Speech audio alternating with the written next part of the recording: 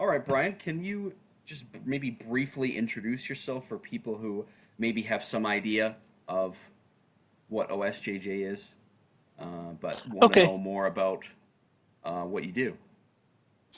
sure. I am a third degree black belt under Carlson Jr. in Brazilian Jiu-Jitsu, and I have a black belt in judo as well. I've been doing martial arts for it's probably since I was 9 years old. I started out like a lot of people in Taekwondo Me too. when I was maybe 9, and yeah, and I don't regret that. I don't use much of that stuff anymore, but it taught me a lot about balance and kicking and things like that. Mm-hmm. So I sort of migrated to other arts after that. I did Kempo for a little while, some collegiate boxing, Nice. and then I think maybe around, I want to say I started judo about 96 or something, and then kind of got into jiu-jitsu, and that, I don't know exactly, 97, 98-ish.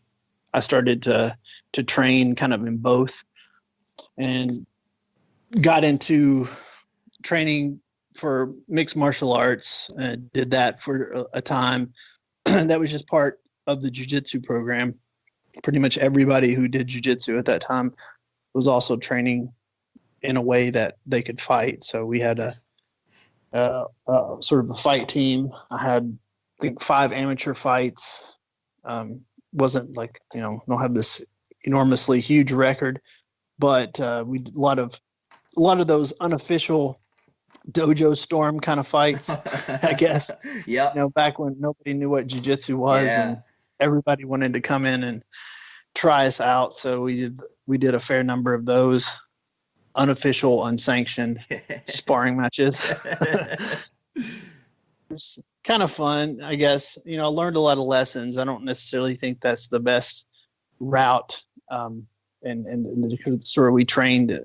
I won't say it's the safest way to go about training. With very little gear, full contact all the time. But when you're young and you're going hard, it's just how it goes. Yeah, absolutely. Absolutely. But for as far as so that's kind of my martial arts background. I continue to train as much as possible, as much as my body will let me. And so I'm a full-time college professor. So I have a PhD in exercise physiology. Cool.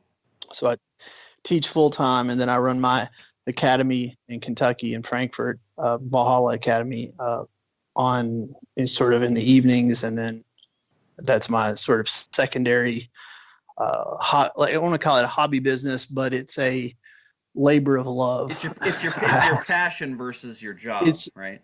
It truly is. Yeah. I have a really great group of people, and we kind of we've got a really tight knit team atmosphere, and I try to bring those lessons that I learned the hard way into the training, and make it a little safer, but still kind of, learn by experience. It's one of those things that you can't water it down too much, Yeah. or those lessons can't be learned. Yeah, absolutely. Absolutely. And then as far as the Old School Jiu-Jitsu project kind of came out of this idea that there's been a big split, and anybody who's been in jiu-jitsu for very long, and even if you haven't, you can look at the way jiu-jitsu is right now. Say maybe the past 15, 20 years, there's a huge difference between what jiu-jitsu was then and kind of what it is now. Mm-hmm. And there's almost 2 distinct styles of jiu-jitsu. So there's the sport-focused jiu-jitsu, and you'll hardly ever see these guys training against strikes or training self-defense, because it's looked at as a sport. It's referred to as a sport, and everything is practiced within the rules of some organization, like, for instance, the IBJJF. Yep. So if it's not IBJJF legal, then you don't do it on the mats at the academy. And then you have sort of what I would consider the old school version, where it's a martial art.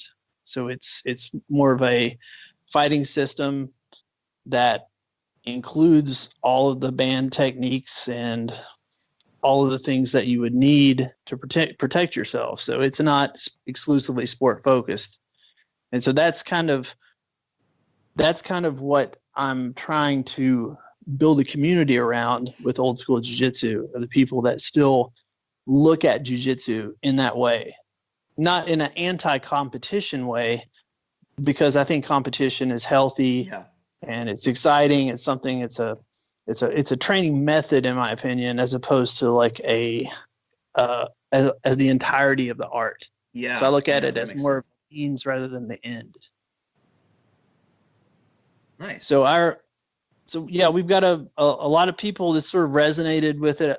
Started on Instagram. We've got almost 17,000 followers now, about 34,000 people on Facebook, and our website's gaining traction. So we're starting the blog is rolling now. And so we kind of look at like three different things, really, is jiu-jitsu as a fighting art and the techniques and the essential skills that you would need to fight. And then jiu-jitsu as a martial art. So jiu-jitsu is a martial art in whole, which includes the fighting aspect of it and also the history and traditions of it, which I'm a huge history buff, so I like to dig into that. And I think that's an important thing to know, where your art came from and how it evolved. Yeah. And then the third aspect is just the sort of self-transformation that comes with it. So, martial art is more than a sport. It's more, it's supposed to teach you life lessons. It's supposed to change the way you are. So we kind of touch on all those in Old School Jiu-Jitsu. Awesome, man. Yeah, I think what you do is admirable. I encountered your page, as I said before, first through, I can't remember if it was through Paul. It might have actually been through Paul Sharp, who is also a ShivWorks man, along with being like, big SBG guy. And I was like, yo, that looks like something that I'm into, because especially in Canada, it's not that it's entirely like a Canadian thing. Obviously, it's in the States. It's everywhere jiu-jitsu is now, but the sport thing is popular. And I mean, that's great. That's great for jiu-jitsu, and it allows jiu-jitsu to expand in all kinds of ways and stuff. But not a lot of people these days seem to be as friendly or receptive, maybe, to the less sportive stuff, the non-sportive stuff, or it's just not a thing they want to train. They don't really care about it, or like coaches will pay lip service to it, but they don't really train it. And I think people lose out as a result of that. It's not because it's not, it doesn't make them stupid or anything like that. I just think they're missing out, on that great angle of jiu-jitsu by leaving that stuff out. Yes, I agree. And I have my preference, and it's just, that's why I prefer to say it's just a different thing. It's a different style. It's almost hard to call it the same thing. What a lot of times, like you said, then there's lip service to self-defense. The argument's made that, well, sport jiu-jitsu works perfectly fine in the self-defense situation, but maybe if you're dealing with an elite athlete, but they're not going to have problems fighting anybody. Yeah. You could do that. And I recently wrote a book called the Old School Jiu-Jitsu Manifesto, and sort of make a point in there about, you could take an elite athlete from any sport and they're probably going to win a fight if it's a contact sport. Yeah. So football, so American football, rugby. I mean, you take a professional rugby player, I mean, come on, they're probably gonna win. Yeah. Now you add wrestling, or it's boxing, whatever. So you can't really base your argument on that, because most people aren't elite athletes, and even most people, and this is admitted by the people who run the schools, is most of the people who train at these sport-focused academies don't compete. Yeah. They come in for self-defense. They come in for exercise. Those are the two main things that sort of spur people on. Yeah, that's a and good then point. they may get into competition later, which is fine. but most of them are coming there initially for self-defense.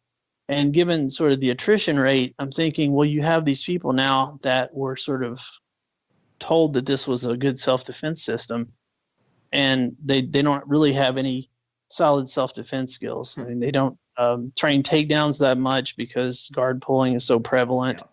So they're, in a fight, you're not going to pull guard. And then some of the techniques, they've never been battle tested. They've never put on gloves to see if those things actually work when you're getting punched. Mm-hmm.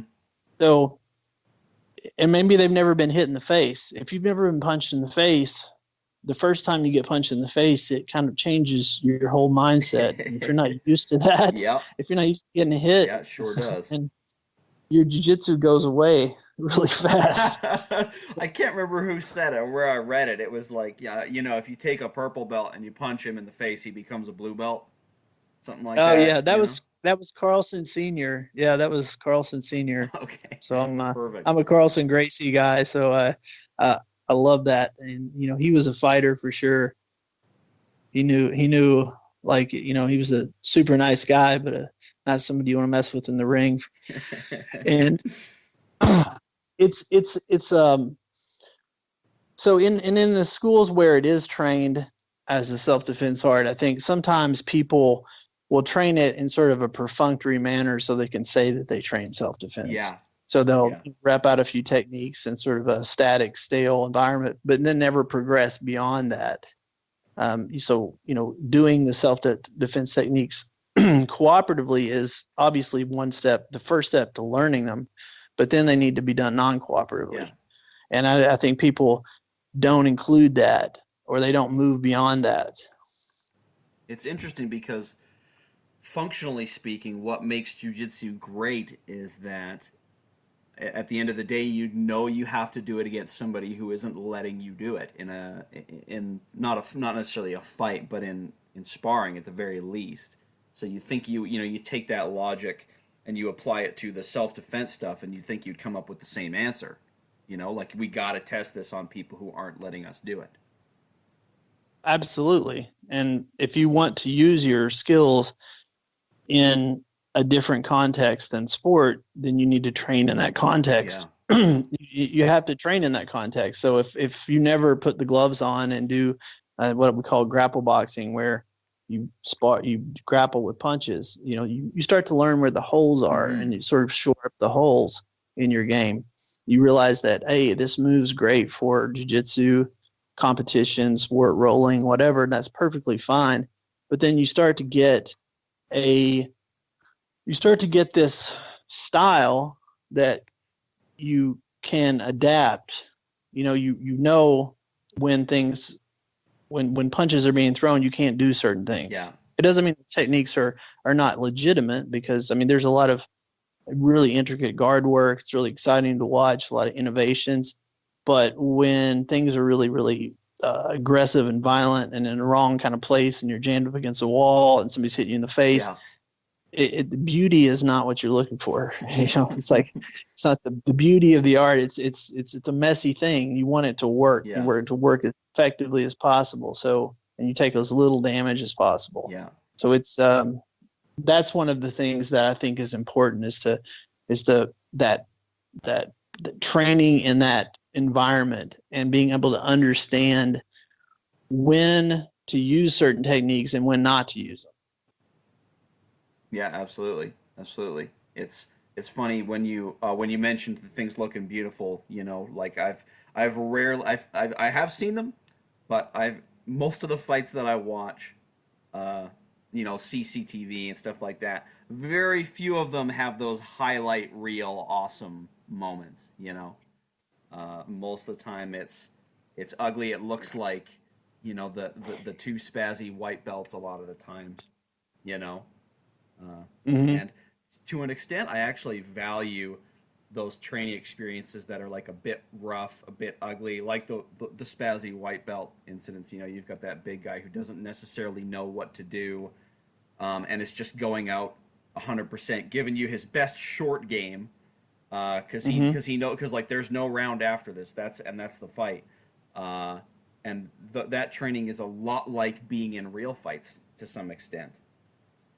think that's that is I think that's interesting. that it that's yeah, that is a really good point. And I think maybe it was Chris Howder made that point as some, or maybe he referenced that there's a value in spazzy white belts. In one of his Yeah. seminar videos I saw, is that he he obviously as you know, I'm not super young. I'm 45, so I have to, you know, I want to take care of my Yeah, of body, course. but then again, you want to stay sharp, so you have to make sure that everything is. It's nice to be thrown around by someone, you know. So you get these collegiate athletes who come in there, the football players or whatever, and they're just like slamming you around, and you have to learn how to stay safe Yeah. in that environment, and it gives you that feel. It feels totally different than grappling with the jiu-jitsu guy Yeah. who's been culturated into jiu-jitsu. You expect they just do stuff. You don't know if they're going to do a backflip out of your Yeah. guard or whatever. You Yeah. know, you're like, Yeah. Yeah. and There's training value in that. There absolutely is. yeah, and you realize just how strong and explosive some people are, Yeah. because you know, I've been doing this for a long time, and then, you know, if you're rolling with someone and they're just one of those guys that just, you're mounted and you're trying to be efficient and smooth, and then they just throw you 5 feet into the wall. Yeah. You're like, they're not supposed to be able to do that. You know, wait, that I was supposed to armbar them. Yeah. This is supposed to work perfectly. It's like, no, I mean, sometimes people are just really freakishly strong, Yep. where they have this grip. They've been, you know, working manual labor jobs all their life, and you're just like, that guy's got my hand, Yeah. and I'm not getting it back. Yeah. Yeah. Yeah. So And like to an extent, the spazzy white belts and stuff, or like the really big strong guys, is they're like a real test of your skill, because not only are you giving it, you know, your best go because you're theoretically trying to win, maybe not like 100%, but you know, you still want to do well in the round. And you have to spend so much energy not just making sure that you're under control, but also they're under control. So it's like a physical test. You know, it's a skill check. Yeah, I value those kind of experiences a lot more I, than I used to.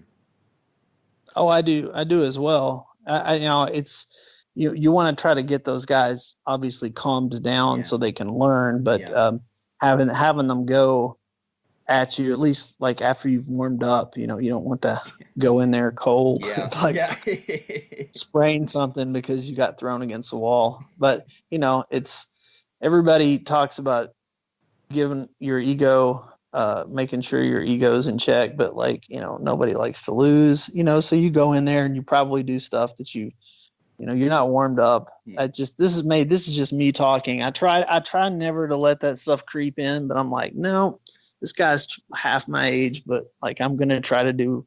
I'm not saying no. The guy's like, hey, let's roll. I'm like, okay. I'm just like, I have a hard time saying no. yeah, It's like, okay. yeah, I mean, I don't care win or lose. I'm just gonna get on the mat and do what I can. But I'm definitely gonna make sure that I'm I'm trying to keep myself healthy. yeah. That's the main thing. Yeah, well, you know, it's funny that longevity has come up a lot recently on my feed, and I don't know if this is just because I'm getting older as well, but Mhm. my training sort of shifted more to, or my, not necessarily my training, my attitude towards training has shifted more towards longevity and preserving myself and making sure that I can do these sorts of things, you know, 20, 30 years down the road.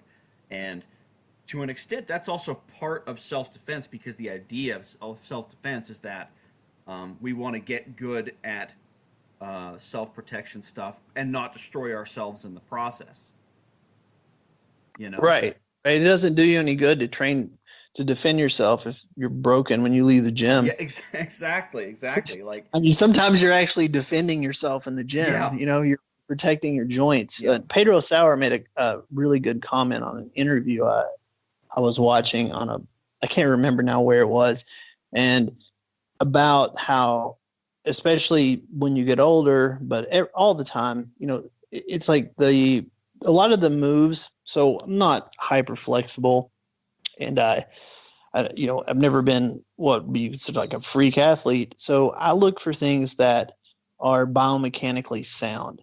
So an aligned spine, all this other stuff. That is that is biomechanically sound. So my elbows are in, my joints are not in a compromised position. Yeah. So I can take weight. And there's a lot of things that in that athletes that are competitive can do. They can fold up in half and invert and do a lot of really, really crazy guard stuff. Yeah. I mean, not inversions, not necessarily that big of a deal, but like if you think about the positions that you're putting yourself in on a regular basis, you don't want to put yourself in a compromised position Yeah. where you can just be injured. So I try to keep, I mean, I would rather have someone pass my guard and then still be able to protect myself than I would to fold up in a ball and have someone hurt my spine. Yeah. Yeah, that's a good point. Because I know how to stay safe on the bottom and I know how to escape. So if somebody's spazzing out, I'm not gonna fold up and then let them like slip and fall and double me in half. Yeah. I mean, I can't. My body can't take that these days. So I'm trying to play a very a very efficient game that doesn't have techniques with a lot of steps. Right. I don't want to get lost on step 17 Yeah. trying to get this move. Like Yeah, yeah. I'm a get on top, stay on top kind of guy. Uh, that's exactly. yeah. It's funny because when I started, and that was when I was like 19, 20, and a bunch of the guys that I was in had been doing it for a couple years. Like I was like way worse than them, and all I ever did was survive on the bottom and do guard. I was never on top. I was like probably for like the first year and a half, I was never on top, and then I started getting on top, and as my game started switching, I kind of like now my guard is terrible because I'm on top most of the time, and when I'm on bottom, I'm kind of like, oh man, I used to be so good at this. Like I used to hit subs from the bottom all the time, and now I hardly ever. So my game is sort of like gone from like defense lopsided to like offense lopsided, and that's just because there's not enough hours in the day. There's not enough classes in the week to do everything right. Something's got to Right. suffer. Well, yeah, it's hard. You can't do everything. You Yeah. can't be awesome at everything. And the one thing that I've really found helpful is positional sparring. So we do a lot of that at my gym. So we'll have a week of guard and like we'll take one thing. Like if it's white belts, I might start them. Make sure that they're working their closed guards. They get that basic stuff down, and then migrate into different kinds of guards for the advanced folds. But the idea is that you start in the guard, and then when you sweep or submit or they pass or tap you out or whatever, then another person gets in your guard, and you just keep doing that for an entire round. So Nice. you can't hide from the guard. In the same way with the back mount, so you start with someone on your back over and over again, because as your defense and positionally gets better, and you get your back taken less and less often, then you get less time in that position and you get worse in that position. So if you just force yourself to regularly spar from every position, no matter how bad it is, like the character building week is usually like bottom scarf hold. It's like where you gotta just let uh, the guy like lock you in. So we've got a couple guys that are 240 that have really good wrestling or judo backgrounds and they've been training for a while. And it's just like, I mean, it's all it's just one of those where you just have to tell yourself everything's going to be okay. yeah. Yeah, have a religious moment perhaps.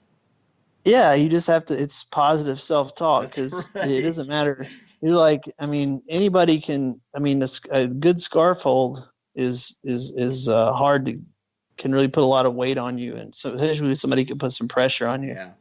So it's, and if you're tired, it's even worse because then you're trying to breathe and you just Yeah. got to talk yourself down. Yeah.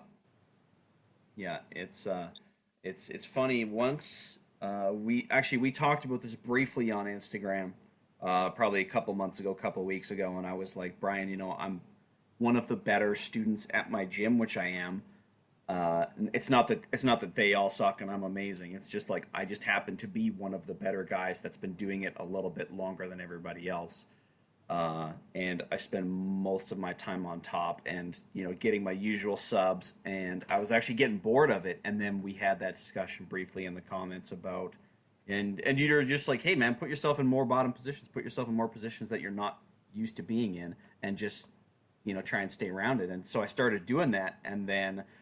So when I would get my usual top positions, I'd be like, "Yeah, I know what I'm going to get from here, but I'll let Brian roll me over and I'll work my guard on him and stuff, and that's helped me kind of like get that full spectrum of the jujitsu back into play that I was missing for a long time. Nice. Well, I'm glad that helped. It's just the whole training process, like anything, if it's shooting or knife work or whatever, it's always just identifying where you think your weak spots are. Yeah, If you're reflective, maybe you keep a journal, maybe you don't, but at least think about, okay, what is my game like? Where, when I get tapped out, where is it from? Is my guard getting past? All these things. yeah, So whatever your A game is, you just gotta have to take yourself out of that yeah, and then play. Just pick another project to work on. yeah, yeah, Pick a half guard or just close guard or butterfly guard or something that you just don't know how to do at all. yeah, So like even if you as you're learning it, your guard gets past and then suddenly you're escaping from the bottom, you're going back into that, and so you're kind of figuring it out in real time, yeah, yeah, about how you can work that. So it's just a process of exploration, and then you have a coach there hopefully that's going to point things out. yes, And some of the best people honestly are your training partners, even if they're not as highly ranked as you. They have feedback from them is excellent. yeah, I mean, I learn things back from my students a lot because they'll go train with somebody. We've got some affiliate schools, and they bring things back, or they'll see something, they start working on this, like working on the buy wrist like DVD or something, and hide away, and they come in and wrist lock me. I'm like, I'm like, I get mad for a second, then I'm like, show me that. You know what I mean? Like, yeah. show me that so I can use it on other people and Yeah, I don't that's get right. caught in it. That sucks. Let me shift gears here because my one of my gimmicks is that I usually start the interview with like a hot take. You know what I mean? Like I want like a controversial opinion from whatever guest that I have on. So, is there like a particularly controversial subject on your mind, or maybe a contested opinion that you've had discussions about lately that's come up? Is there something that people might hear and get a little bit like upset by? You don't have to answer that because I realize people don't want to make enemies sometimes, but uh, I do like to hear kind of like the edgy opinions sometimes. Let me think. Well, a lot of the things that I'm saying that you and I agree with on this, that sport jiu-jitsu Yeah, is somewhat less effective for self-defense and people are letting on, that seems to be a hot topic. that's a Uh, good point. that's a Yeah, very polarizing opinion. yeah, I mean, because people, for whatever reason, it used to be that, let's say in the 90s, or, and obviously before that in Brazil, but like the United States in the 90s, it was, it was true that if you were good at jujitsu and you trained at jujitsu, you could fight. Now, in the 90s, you still had people pulling guard, yeah, but those people also could fight. Almost all of those people also did some mixed martial arts or volley judo at the time, or no holds barred, or whatever it was called at the time. They also knew the self defense stuff. They also knew how to fight. Plus, Brazil, there's a lot more. There's a lot of fighting that goes on in Brazil. So a lot of people who came into that, you see this and we're like, well, they were pulling guard then, and they're all this stuff. It's yeah, like, yes, but they did it because of the rules. Like if you took them out of that rule set, they would do just fine in a real fight. yeah, Yeah. because they were used to it. Now it's not the case anymore. So you have the sports side only, and you don't have that background. I'm just surprised, and it's not like I'm an advocate of like random violence or anything, but I'm consistently surprised at the number of grown men who've never been hit in the face before. Yeah. Like when I was growing up, we got into fights, and I've been in a few since then, and it's not like I've looked for fights or anything, but it's just the idea of this physical contact being so foreign that no one has a familiarity with this with violence. Yeah. It's like they don't know how to deal with a confrontation. Everybody's non-confrontational, so when you have someone who is confrontational or hits you, it's like you shut down, Hmm. like you just emotionally shut down. So it doesn't matter what your jiu-jitsu is. I mean, you can honestly just yell someone to the floor, almost make them submit, if you just have the right attitude. Yeah, if you just It's give them enough of that testosterone, they'll quit, right? Yeah, you just like start yelling, and then like you're like, why did you get on the floor? It's like, well, told me to. It's like, well, who am I? You know what I mean? Like, why? Like, what do you like? If somebody just started yelling at you in the street, you're just gonna do what they say. It's like make some space and figure out who this person is. Do they show you like any sort of badge, or did did you have any reason, or did you just like do what they said? It's like It's like you have I think agency. You're a human being with rights. You don't have to. Yeah, exactly. Evaluate this situation before you just blindly do that. And if somebody hits you, one of the things that we do in our gym is that at any time, really, and we do this in a way that's not dangerous. I will just preface it with that. But at any time, you're subject to randomly being attacked by anybody in the gym. So if you're drinking water between rounds, somebody might punch you in the head, and then at that point, not like just get in a sucker punch or something, and then if we're doing stuff with gloves on, then it turns into like a grapple box takedown submission, and there's no time limit; it just goes. Yeah. Or if you're talking and you're just hanging out and somebody just tackles you, or two people tackle you, or whatever, it's just on. It just is. It just goes. Yep. We just let it go. And the idea is to say, okay, you've got to be able to turn the switch in your head if you want to be able to defend yourself between not being in a confrontation and being in a confrontation. Because if someone, say, attacks you in a self-defense situation, you're always going to be behind the curve. They knew they were going to attack you before they did. Yeah. Before you did. I'm sorry, unless there were all these stuff leading up to it. But it's like it never really. It's not like you're going someplace to fight. You're Yeah. just out of the movie theater or something like that, Yeah. and then something happens. So you have to go from like normal life mode into confrontation mode.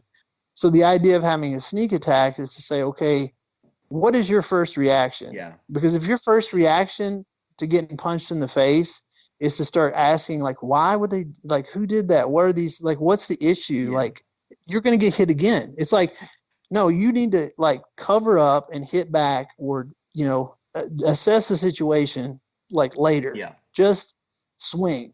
Yeah. Like that's the thing. Yeah. You gotta get in Start, it, right? You gotta get yeah, your head you're in the already in game. a fight. Yeah. Yeah, you're already in a fight. So if you get punched or somebody tackles you, go ahead and get the situation under control physically, and then you can figure out if you need, like, how far it needs to go, or if it was an accident, Yeah. or Could something have been like two that. guys But fighting beside you and you got backhanded, right? right, right. So like at the very least cover up and move out of the way Yeah. so that you can see what the situation is. Yeah, because you could go to a restaurant, like a crowded, bar restaurant, and two guys get in a fight and the punch goes over your shoulder Yeah. and you get hit. Now, you don't want to turn around and hit somebody's girlfriend just randomly, Yeah. but I mean, you got to get out of that, get off the X kind of Yeah. thing. Exactly. It's like you don't want to be there. So that's kind of the idea behind the sort of surprise attack, and I think everybody enjoys it a little bit, It's because they kind of look for fun. those. Plus, it's different. It's a different kind of stressor.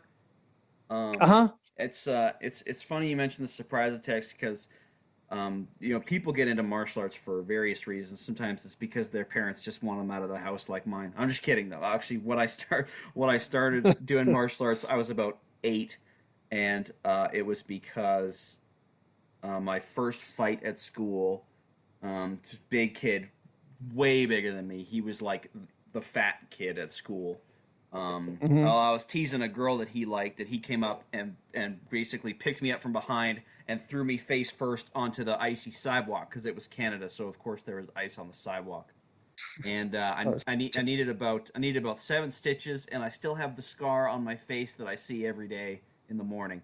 So that reminded me. And then my parents put me in Taekwondo like a week later, and there's a whole other spectrum of tales about that. Like I went through Taekwondo, and I was getting in fights in school regularly. I don't want to misrepresent myself here, but I had a big mouth, and I got in a lot of fights. So let's just put it that way. And fortunately, it was like rural Canada town, so it wasn't like weapon fights, and there was really not a lot of risk. So I was able to find out that my martial arts that I was theoretically learning in the school really did not translate to the way the fights were playing out that I was getting into in real life. So when I got out of Taekwondo when I was like 14, 15, they were like, "Oh, you're a black belt." That I didn't mean anything to me even then. I didn't care. I didn't because I realized that like my parents were just paying for belts and stuff like that. And then when I got out of high school and I started doing MMA like Muay Thai and Jiu-Jitsu and wrestling and boxing and stuff like that, and started really getting beaten on, I was like, holy shit, like I had no idea what I was doing. It was like I knew so little that I didn't even recognize what real fighting was or could be, and I took way worse beatings in the gym than I ever took in real life, because it's just because the only context in the gym is you show up and you guys beat the dog shit out of each other sometimes. Um, so, Exactly. so anyway, but the surprise attack thing has always been relevant to me because that's how technically I started getting into martial arts. So I respect that. Even people might be like, "Oh my God, that's crazy and weird." I'm like, you could literally leave the gym and get surprise attacked in the parking lot. Like, so how is it not relevant to what we do here? How is it crazy quotation marks? Yeah, exactly. It's like you don't know if you just don't know. I mean, even if you're just training, let's say you're just training with your regular training partners, and there's a big gym, or you go to a seminar or something.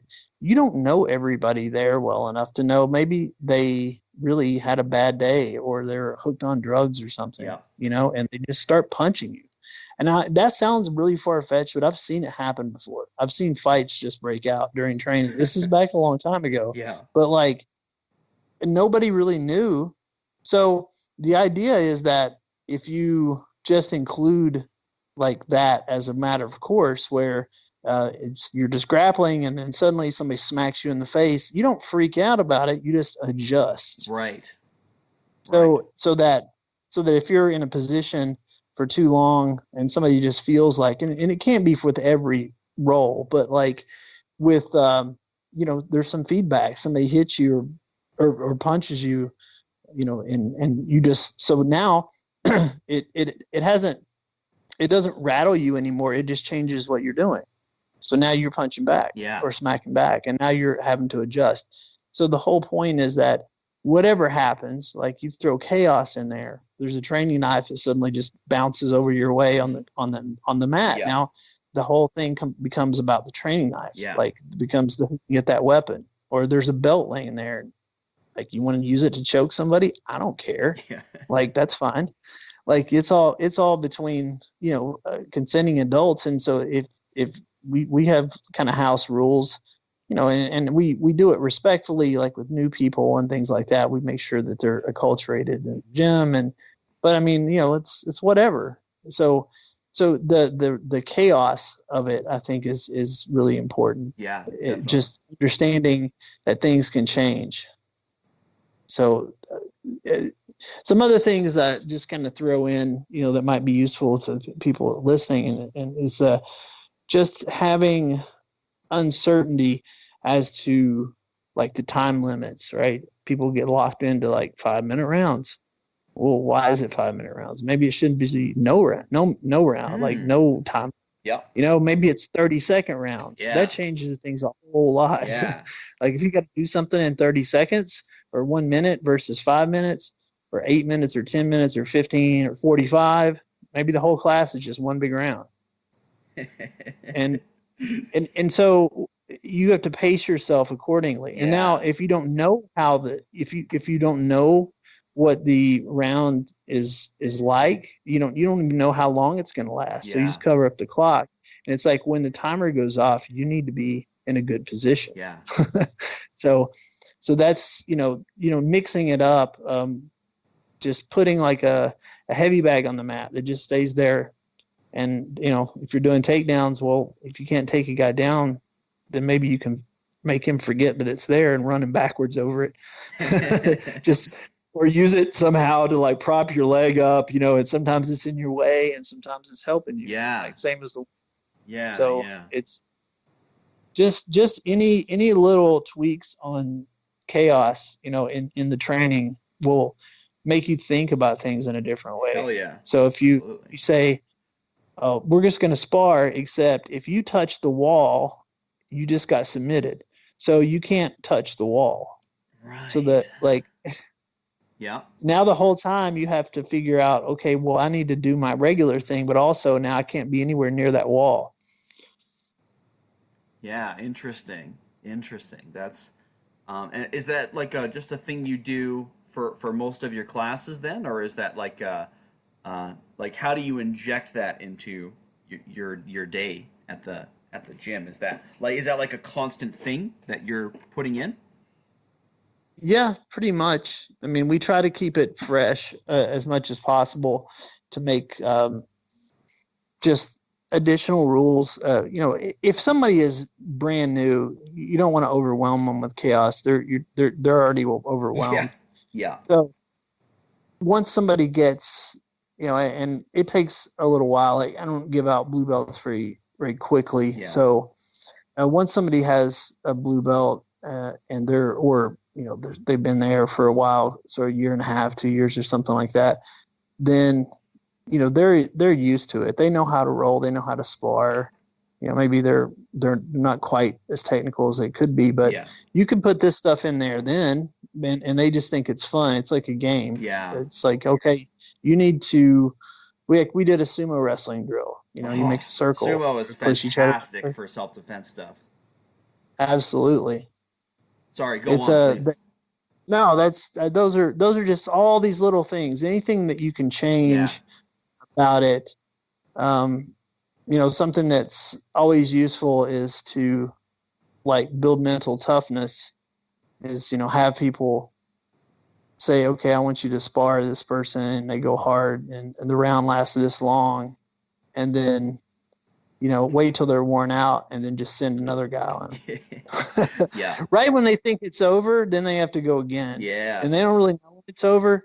So, but nobody wants to give up because we just have this sort of peer pressure. It's like, okay, if you have a medical emergency, that's fine. You can tap out when you're tired. Otherwise, just hang on. Don't tap out because you're tired. Nobody really will. Yeah. So that's just, you learn how to just survive if you have to. That group shame factor is very powerful. Mm-hmm. I was gonna ask, what are your thoughts for people who maybe are locked in a membership at one of these, like primarily sport oriented gyms and don't really have a resource or a way to get more of that old school, combat jujitsu material or get that training in? What would you advise them to do? Is there a place they can start, or some training that they could maybe plug into their own stuff that would help them? Definitely. That's something that you have to, and I've had this, people have asked me this on more than one occasion. Yeah. Like, this my professor is doing this, and I think that I we need to do more of this. And I'm not sure approaching the head of your school and trying to get them to change their curriculum is the right way. It's really That's hard. not, That's that's not going to be taken yeah, well. yeah, People are sort of set in their ways, so I wouldn't ever advise that. Cross training with people is always a good idea. yeah, Training outside, and also little training groups, because there's usually people who want to do it, yeah, or if there's an open mat time, you can always add that stuff in. yeah, As far as resources on what to do, there's quite a few.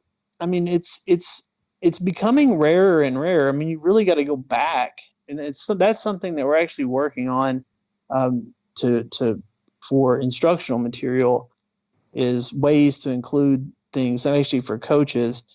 So there's a couple other projects, a couple of book projects, and also instructional DVDs that we're coming out with for Old School Jiu-Jitsu nice. on sort of a primer, that we're working through a primer for people, to kind of lay down the framework for fighting, and also resources for people who just want to include, maybe even coaches. So like, and it's not always the fault of the jiu-jitsu coach, because maybe they came up, and we're a couple of generations away from the time when it was like really really fight oriented now. Yeah, So maybe they came up in a pretty much a sports school, and so they really don't know how to do it. They yeah, they don't understand, they don't know the self-defense stuff, and it's like it's an ego thing. It's like they feel like they should, but like, so resources for how would you include this? Because a lot of the times it's not. I mean, obviously you need to know how to throw a decent punch and block a punch and all that kind of thing, but that's not that hard to learn. yeah, You just need to practice it. So, creating resources for how to incorporate some of this stuff into, at least, right. So we're putting together some instructional videos right now. Again, everything takes twice as long as you want it to, yeah, but it's in the works, and some of them are some of them are going to be geared towards just that thing, on how to incorporate these things into your training. If you're a student at an academy that doesn't have that, like, what do you do? yeah, So, and also, if you're a coach, so I think a lot of this stuff is going to be useful for coaches that may not have the background in that type of training, but see its usefulness, or at least open to that idea. And I think the last thing, I'm not sure if you got, is if it's jujitsu, people are very opinionated in jujitsu, especially when you start talking about people that have been training for a long time. yeah, And it's just like anything else. You have a way that you like to do things, and some people are more open than others. yeah, So you have to kind of feel out and figure out what your relationship with your instructor is. yeah, Maybe they're open to having you, if you're in an upper rank, teach, and you have a background, yeah, to teach a self defense night, yes, or incorporate that into your classes. yeah, absolutely.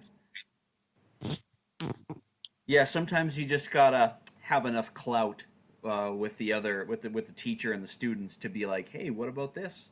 You know, and that could be all it Right. takes. But a lot of times, it's not that simple. Like in Canada, for example, the weapon stuff almost universally is seen as weird. It's like an American thing. It's like, oh well, that shit doesn't happen in Canada, so why do you care?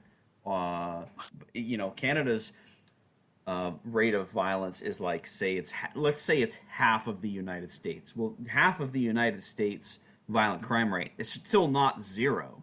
So it's not like these No. things can't happen, and in fact, like it's incredible. And I absolutely do not want to like wash my hands in somebody else's blood here. Um, a guy from my gym was stabbed in the heart with like a steak knife in a street encounter, and people at the gym were just like, it happened to somebody else, and I'm like, very few of them uh, shifted into that, like, geez, man, like maybe we should work on that. Maybe that's a problem that everyone just kind of went, oh, that sucks, and then just kept on doing, you know, single leg X or De La Hiva, and like it was incredible to watch. Like I'm sort of like a black sheep here because I hang out with Americans. I do American stuff. I go to America. I shoot. I do knife stuff. Like they think it's weird. They think it's real. They think it's unnecessary when crime is literally happening all around us 24/7. And I think it was Tom Givens that said, it always happens until you become somebody else. You know? Yeah, that's true. I mean, it's never you want to be prepared. In like obviously too. I mean, I've taken a lot of shooting classes, and it's fun to shoot, but it's also a useful fun. Yeah. It's a useful skill. Yeah. So the people that a lot of times don't realize how much fun it can be, and you're training for something useful as well. Yeah. So it's another. I think it's a critical skill, and I maybe in a in Canada it would be a harder sell for the firearms training, Yeah. but I don't ever understand why people don't think about training against blunt weapons or Yeah. knives, because you don't even have to have a knife. I mean, a screwdriver Yeah. or a tool, a tool belt has plenty of deadly weapons on it Yeah. that you can be assaulted with. Yeah. It's all So points and edges. That's it. exactly. So it's really anything. It doesn't have to be a dedicated weapon in order to be a weapon. Yep. So you like definitely would need that. And the value of Uh, the uh, and the value of having that material is that as long as you're working both the defense and offense, is that if you are ever in a position, God forbid, where you have to press one of those weapons into service, at the sorry, if you have to press one of those tools into service as a weapon, then at least you've got a functional skill set to do so, and you don't have to make it up on the spot, which people right. typically do not do very well. Yeah, the whole idea of rising to the occasion and suddenly learning something under the most stressful time of your entire life Yeah. is one of the most absurd myths I've ever Yeah, seen. yeah. People like, well, I'll figure it out. You won't figure it out. Yeah. You'll either No, you'll no, either get lucky or you won't make it. pretty much, yeah. It's same. It's the people. It's like every adult male thinks that they can somehow manipulate a firearm Yeah, easily, yeah, and I'm like, no, no. It's like if you just go to enough classes, and you'll see a lot of people that actually should be able to shoot. Law enforcement and mm-hmm. everything that don't do very well. So it's not a innate skill that we have. It's definitely a trained, and it's a perishable skill. Absolutely. So I wish I had more questions because I was looking at my list briefly. I was like, oh, what should we talk about next? And just through the course of the conversation, we've answered almost all of them already. I was like, oh, well, do you find ways to make training for your students more stressful for self-defense? Obviously, we covered that. Uh, yeah, we let's do. see. We try to make it stressful, and then right after that, it's a intense stress, Yeah. and then a really like everybody's kind of clapping for the people that just got attacked. Yeah, yeah, yeah. That sounds like fun. Let's see. Before it's funny, we were talking about longevity briefly earlier. Paul Sharp suggested that I ask you about ways to train judo safely with a minimum of injury. If you wanted to, because actually I got another question from another one of my Discord chat groups. Because I said I would be doing this today, and a couple of the guys asked if there was a stand up wrestling or judo skill set you prefer for the self defense stuff, and what's a way to train it with a minimum of injury or risk of injury. because a lot of guys are worried Okay. about, with judo, guys are worried about their knees. With wrestling, guys are worried about, slamming their knee onto the mat, which could be, slamming their knee into the sidewalk in real life, that sort of thing. Right. Well, I mean, that's a good question. Let me tell you, let's see. The way I look at this is for judo to be trained effectively. So I started out in judo, Mm-hmm. and it was just an assumption that you would take all kinds of falls. Like every class, we may have done 500 break falls. So the the biggest impediment to training judo safely is the fact that the people who are training don't know how to fall. Yeah. And Yeah. so if you're not comfortable knowing how to fall, well, first of all, if you don't know how to fall properly, you're going to injure yourself. Yeah. You're either going to reach for the mat, you're going to hurt your head, you're just going to smack your head on, or any number of injuries. The second thing is that if you're not comfortable taking a fall, you won't let someone do the throw and be cooperative. You'll just Oh. automatically tense up, making them use much more force to actually launch you than if you just fell. So gravity Oh. always accelerates at the same Mm-hmm. rate. But if you resist and they have to pull, then that adds to the force of the throw. Right. And then then you hang on to them because you're scared and you pull them on top of you. So the injury rate is directly related to the lack of ukemi or the falling skills that. Oh, that's not the answer I was expecting. Okay, that's good. So if you get to the point where in order to train falls throws safely, then you need to be able to just stand there, jump up in the air, and fall, and be comfortable doing that. Oh, okay. Okay. So if you can do that with no major issues at all, and I mean the surfaces matter. So if you've got a half-inch mat on concrete, then it's probably going to be a little harder. But I was reading an interview in I can't remember what book. Maybe it was the Chuck Ryland book, Motivation or Success, and he interviewed Roy Dean. Roy Dean was talking about his adventures, in different martial arts Yeah. besides jiu-jitsu, and he went to Japan to train judo at a really traditional school. They made him do break falls for 6 weeks on hardwood floor before they ever let him put a gi on and get on the mat. Wow. So that I don't. It's a lot of times I think the delayed gratification problem. We have this like I want to just do this, and we want to get to the ground stuff. So you neglect the fundamentals of actually learning how to take a fall. Yeah. And if you can build that, and you also have to have trust. And I did a little bit of training when Neil Adams is it's an Olympian judoka, British guy, right? awesome guy. Oh, yeah, British Yeah. guy. Came over here and did a seminar, and I got to train with him, hang out with him, and I was in England this year, and I got to spend a little time talking to him. And the biggest thing that he was trying to get over is that you have to, like in judo, you have the Japanese terms tori and uke. Yeah. And tori is a person who's throwing or performing the technique, and uke is a person who is accepting or receiving the technique. Yeah. And both of them are the same of equal importance. So you have to train to be a good training partner. Yeah.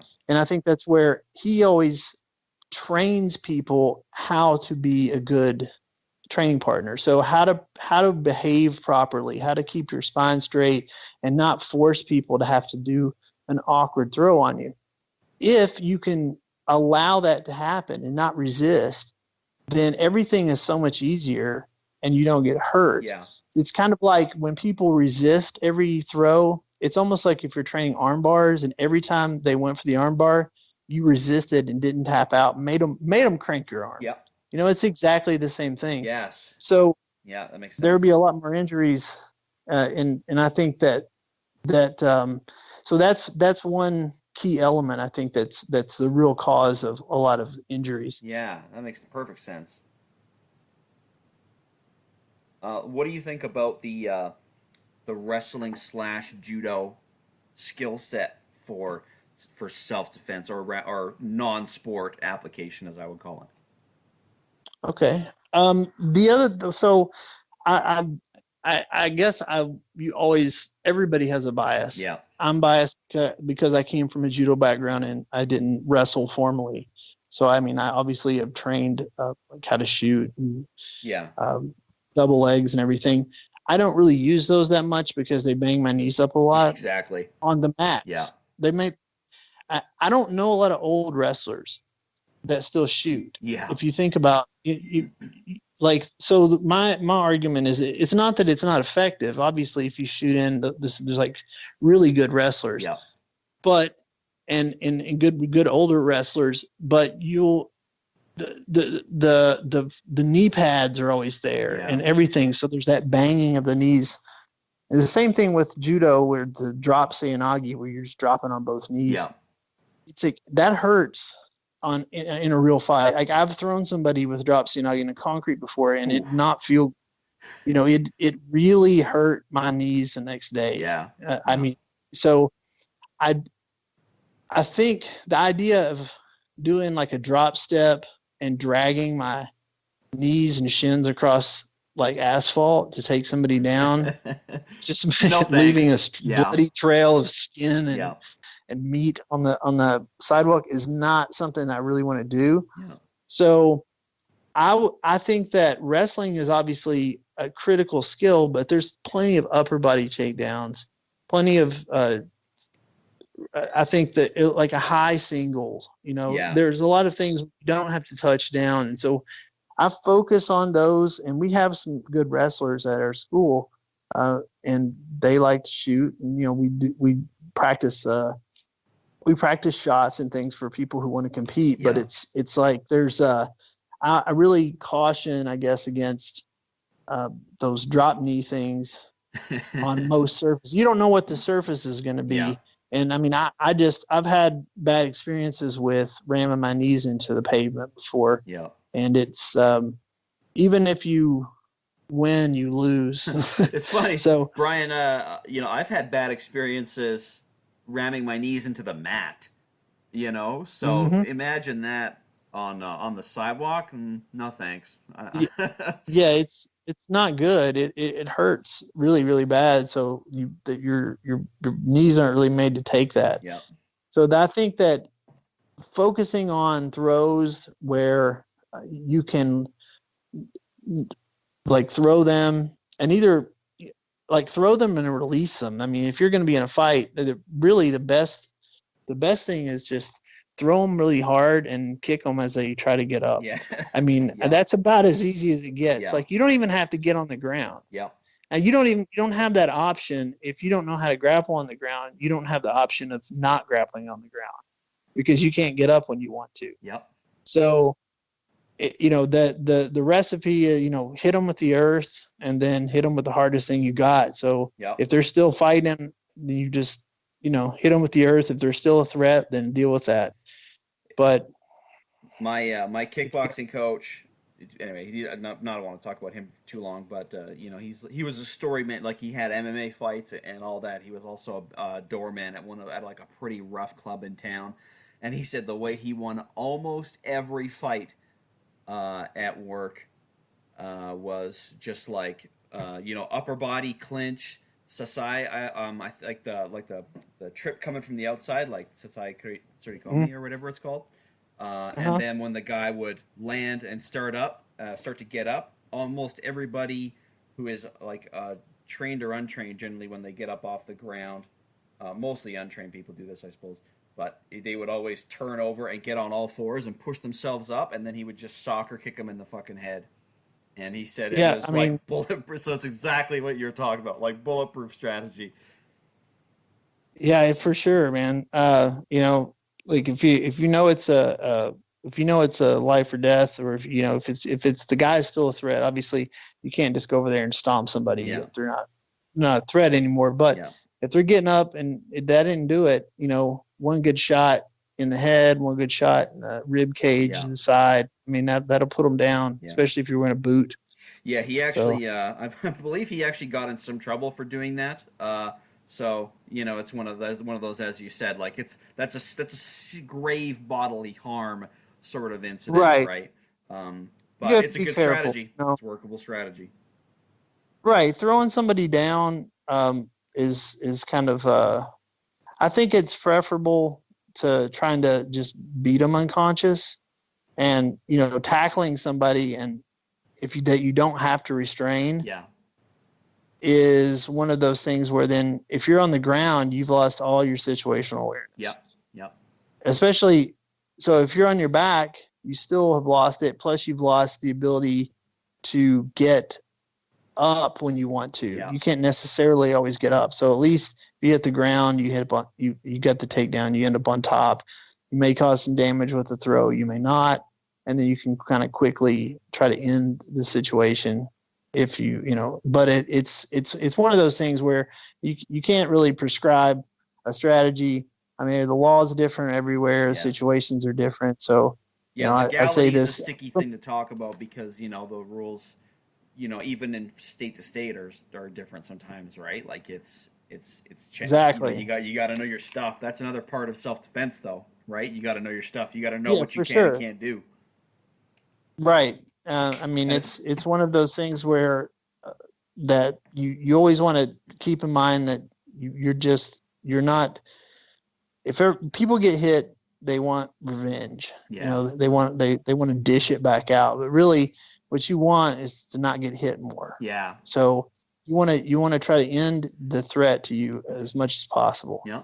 So some states, some places you have a duty to retreat, which actually is probably not a bad strategy. If you throw somebody down and run off, Mm-hmm. I mean, you're definitely not going to get hit again. Yeah. Uh, but if you stay there or you're forced to stay there because they're in your home, or you can't leave your elderly grandmother behind or whatever, Yeah. then you got to go ahead and deal with the situation. So it's just, but I never want to give legal advice because it's like you never know who's Yeah. listening. But I speak from a specifically technical standpoint. If you throw somebody on the concrete really hard and kick them in the face, that will end a threat for the most part. Yeah. Yeah. Absolutely. Absolutely. It's If it's called for. yeah. Yeah. Absolutely. I mean, like we can leave it legality neutral and just say that Right, that's a right. that's That a is winning just, strategy, which I don't think anybody would it's just dispute.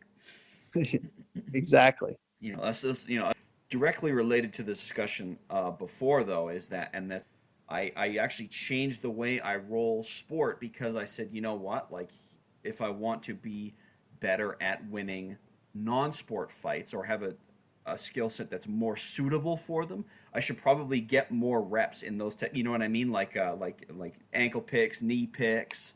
Getting my 2-on-1 back trip and stuff like that, like techniques that don't require a lot of commitment, that are low risk, that keep me standing and put him down, that aren't going to bust up my knees. Like just chasing the arm. Like I'll just pick one of the guy's arms when I start rolling, and say, okay, that right arm. Even and this is a way that people can do it. Can insert that self defense training into their actual rolling without having to even say anything to their other partner, right? Like I just say that right arm has a knife in it, and I'm going to lock it down the whole round, and that's what I do. I go after that arm the whole round, if I can, and if it gets free, I'm like, well, that's a free swinging knife blade right there, and they don't even realize that that's what I'm thinking about, so it's a good strategy for people who don't. Necessarily have the ability to actually do knife work, but want some of those reps. You know what I mean? Oh, absolutely. Like, the visualization is an underutilized tool. I think it's there are a lot of ways in addition to that. Visualizing that, going after that. Creating a style of grappling that is going to work in most contexts, because you can play a different kind of grappling game. You can build a game around anything. Yeah. And so you just need to try to figure out, okay, I want to train those things most that are going to be useful in the most circumstances. Yeah, exactly. So if I were a competitor, if you're like a high level competitor, you have to train the competitive stuff. It's just not an option, as everybody's training, you got to do this sort of, but most people are not those people. Yeah. Right. So that's where it comes in. I think people get lost is, that 99% of the people that train jiu-jitsu are not elite level competitors. Yeah. They're not even competitors. Maybe even 90% aren't competitors. Yeah. They just want to get better.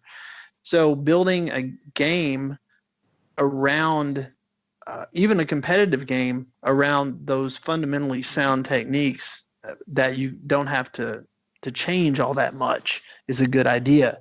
And then throwing that visualization in there is a really good idea, as well as just if you get somebody in a bad position, just kind of thinking about or just faking shots to their head or something like that, Yeah. so you can work on your offense. So if you had a grounded pound, and you don't have to hit them. Yeah. And if you have a partner that knows what you're doing, you can. They won't even have to defend. You could just be like, "Hey, I'm just thinking about this right now. Yep. These positions." Yep. And so it all comes down to that. You got to come up with that project, and I think that's a good one right there. Yeah. Yeah, I think a lot of people don't necessarily have like they have the ideas and they're starting to come to the realization that they have maybe that deficiency, but they don't actually have a roadmap for what that skill set would look like when it's not when it's finished. Because I mean, it's not like I invented it or that I am like the go-to Mm-hmm. guy, but some people just don't even really know where to start. Like, okay, I want to be good at the self-defense stuff, but or that's a thing that I care about, but how do I shift my game to be better at that? I think that's an issue that seems to afflict a lot of people. Yeah, for sure. I think it's the biggest hurdle there is the striking. Yeah. In terms of jiu-jitsu, it's that changes everything. Yeah, absolutely. And the types of strikes change everything. And since, like, I mean, even in MMA, there's a certain way that sport is performed because certain techniques are illegal. Yeah. Now, if you put headbutts and groin grabs and all that stuff in with those guys, they would be good at it. Yeah. They would get really good at it, and they'd readjust. Like, the old guys in Body Judo, they just train different with the groin shots and everything and the headbutts. And so it's not that they wouldn't excel. They would just have to change what they did. Yeah. If you change the rules. Yep. So I think that it's important to just kind of keep in mind that you're not. I don't know. You just can't get locked into one rule set. Yeah. I think it's important to change. That's why I think it's important to do the mixing up of the goals. So, like, if you're and just kind of bringing it back to that thing, adding in unexpected things. Yeah. So, like, your goal during this role is not to submit them, but it's to put them against the wall. That wall over there, Yeah. not this one, that one. Or to get them to this side of the mat, or to take them down and still be standing. Yeah. It's like if you're the first person that's up and they don't have a grip on you, you win. So disengaging from the bottoms is a skill people don't practice. Yeah. Yeah. Yeah. And people forget about it. It's like, for instance, a guard drill. If you look at if you do a positional drill, you watch sport jiu-jitsu, usually what happens, I mean, there's some takedowns, but very few. It's most of the time people walk out, and if one person likes guard, they just sort of sit down. Yep. Or they don't even aggressively pull guard anymore. Yeah, most of they the time. just sit. They just literally sit down. Boo. which is really strange to me. Yeah. I mean, obviously they're gaming the rules, and I can't say anything bad that they're not great athletes. Yeah. And they're awesome at submissions and everything, but so it's just a bad habit to get into for if that's not your sole purpose, and which is like not for most people. Yeah. So you if people are always asking me, it's like, well, there's it's like they say that they're getting the guard pass, for instance, and they're on the ground and their opponent's standing, and they're like, well, every time like this happens, they do this thing and they pass my guard, and I'm like, okay, unless that drill specifies that you have to sit on your butt, why are you still there? Like, Yeah. when they let go of your pants and took 2 steps back, why didn't you just stand up? Yeah. So if you introduce that as a victory condition now, because you've essentially leveled the playing field, like they need to pass the guard, so they come out with a grip, and not only do they have to like pass your guard, but you also, they have to keep you down. Yeah. So that it makes everything different now, because they have to all constantly monitor that, because you can't assume everybody wants to be on their back. Yeah. So it's just little tweaks. Yeah, yeah, absolutely. And that's almost like a form of maybe mental conditioning, and getting that shift in the attitude into the students, which is probably the hardest thing to do. Getting people to Right. change fundamentally how they think about the game. That's Yeah. really that's difficult. Just introducing these things, as people love games, Yeah. right? So, typically the average class is going to run the same way. But if you introduce a game, it's like, well, this is going to help you, because this is going to make you think about things differently. Like, say, hey, you can only do arm bars tonight, like whatever somebody's favorite technique is, guess what? You can't do tonight. You can do anything but leg locks or chokes or whatever. And so you've got to, you kind of give people these things. And so now, right, or tell them to pick something in their head that they can only go for that. Yeah. Just give them like some project. And so as long as you keep doing that, you don't get stuck in a rut. Yeah. And it keeps it fresh, and you keep thinking about different strategies. So you're like, well, maybe if you needed to hold somebody down, you can hold somebody down, Yeah. but like maybe I need to ram somebody against the wall. So, but I've done that before. I practice it. Maybe like that wall represents the edge of a balcony or something, and I Yeah. can't go that way because I don't want to get thrown off the balcony. Well, we've practiced not, how to circle out. So all these things then translates. Like, if I don't want somebody to put me over here, this is what I do. And a Yeah. lot of times you don't even have to teach them anything. They'll figure it out. You just give them suggestions. It's like, hey, maybe you should circle instead of going straight back, when the guy's driving into you. Yep. And these little lessons kind of teach themselves. Yeah.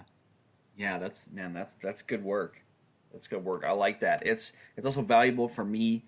Perhaps it's a little selfish, but as I sort of like within Shivers, for example, as I gravitate more towards like the instructor role, I have to sit there and think like, okay, how am I going to make this interesting, or how am I going to make this? How am I going to instill what I want to instill in the students effectively? And is there a better way that I could teach this, or that I could drill this into those guys? That's going to be fun, and it's going to be mentally engaging, and that they're going to get it at the end of it. So that stuff is valuable for me too. Awesome. Yeah, I learn a lot from just watching other people's, if I take a class, or if I watch another person's seminar, Yeah. I find that a lot of times the technique is obviously is something that I'm looking for, but I'm looking at how they teach. Yeah. So how do they deliver that? What coaching cues do they use? What drills do they do? And that stuff is really valuable for the instructor, because you want to look for new ideas all the time. So I'm always looking for new Yeah. ideas. So I can't. I mean, I've come up with some of these on my own, but obviously I can't sit here and lie and say that everything that I've just told you I made up. Uh, I mean, I could, but it just, I could put conscience. That's But how it anyway, is. I There's no picked new these ideas things under up. the sun and all that, right? Right. So you just pick things up from everywhere, right? So it's just open source almost. And and then you name it and then market it. I don't know. That's just how it works, I guess, these days. But like the idea is that you collect this experience and then you just put it to use, try to make your students the best they can be. Yeah, yeah. It's like well, when you brought up sumo, for example, that cross pollination and is like one of the best things for the art, I guess, if you wanna use that term. Yeah, It's it's like when you look at sumo, you think, God, man, that's awesome. Like, I love the way those guys are doing it. How can I apply that to what I'm doing here? You know, and right. that's just another way to round out your game players, right? Exactly. And it teaches movement. It's as long as people don't get caught up in trying, like sumo itself, I mean, there are a lot of throws. Obviously, it's a more complex art than just driving forward and snapping down. Yeah, But the if you can kind of just give people like really limited rule sets, like yeah, okay, you can't throw them, you have to drive them out or snap them yeah, down. That's it.